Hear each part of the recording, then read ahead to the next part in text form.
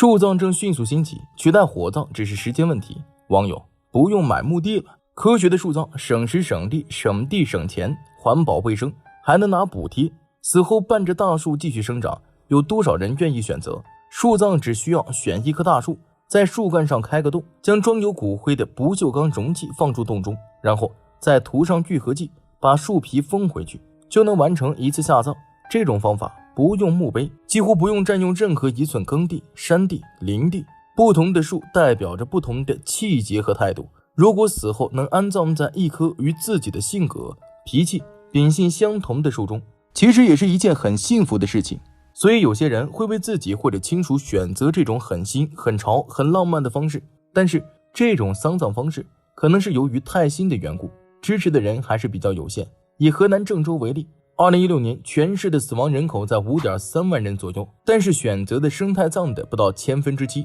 这些生态葬包括树葬、海葬、花葬等方式。如果单计算树葬的数量，则占比更少。作为全国最早推行树葬的城市之一，自2008年以来，郑州就举行公益树葬活动。但是从2008年至2019年间，河南郑州的死亡人口数至少50万，选择树葬的人也不到3%。虽然人们都知道这个方法环保实用又省钱，但是基本上是叫好不叫座，使用的人并不多。这是为什么呢？主要是以下2个原因。首先是过不了心里那道坎儿。2021年12月12日，为了宣传这种环保的丧葬方式，一段关于植入式树葬的视频在网上广泛传播和转载，其中不乏一些谩骂、讽刺、质疑和担忧的声音。有人说树影从此成了鬼影，谁还敢在下面乘凉？还有一些人则是为家具厂担忧。这些言论虽然没有什么科学依据，但是担忧的还是有一些道理。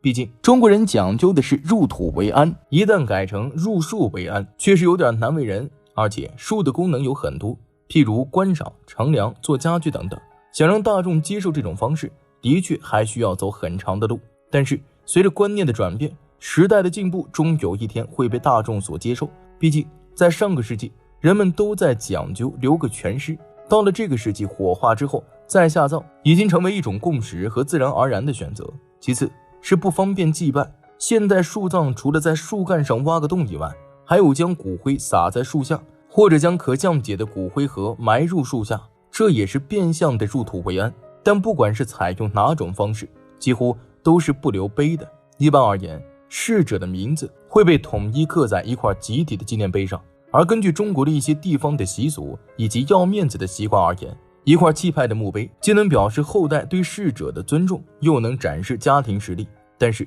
直接把墓碑拿了，对祭拜而言却有不方便之处。祭拜还算是一件比较私人的事情，有些话想与逝者诉说，有些情感需要表达，而且树都长得差不多，即使在树皮上刻上名字或者系上丝带，表达留作纪念，时间一长，这些痕迹也会逐渐淡去。树葬一个致命的缺点是，树木有一天也是会死的，为了保持陵园的郁郁葱葱，会有新的树木代替它，里边的骨灰盒和树下埋的骨灰盒难免被拿出来，而且根据不同的需要，树木可能会转移位置，也不方便祭拜。但是随着新型树葬的诞生和改进，这些问题都会被逐渐克服。很多地方为了推行树葬、海葬等生态葬，也给出了相应的政策支持。以郑州为例，从2020年4月，对于生态葬可给予1000元补贴，到2021年又提高到了1500元。新事物的出现总会受到一些质疑，这很正常，